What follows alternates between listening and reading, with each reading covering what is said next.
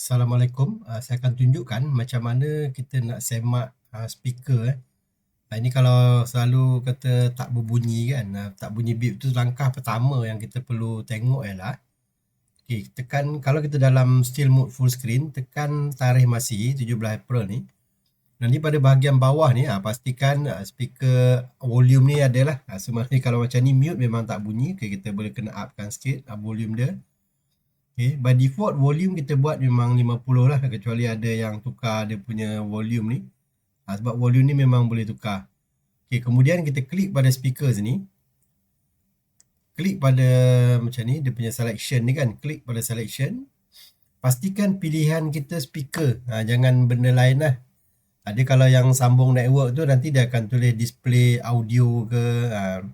Kadang-kadang dia tulis kalau one to one punya, nanti dia akan tulis nama TV tu sendiri. Kalau Sony, Sony, LG, LG macam tu.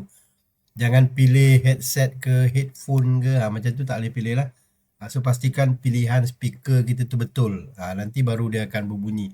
Okay, dah buat pilihan speaker, kita pergi dekat logo Kaabah. Kita nak test dia bunyi ataupun tak. Kita pergi dekat logo Kaabah. Pergi dekat set timer. Kemudian kita cari ni waktu solat ni. Kalau yang ini no sound MP3, kalau kita tekan memang tak bunyilah. So yang ni dia ada slow beep 5 kali dan kita tekan play. So dia akan bunyilah. So ini kita nak test sama ada dia bunyi atau tak. Bila masuk waktu solat, kita test dekat sini lah.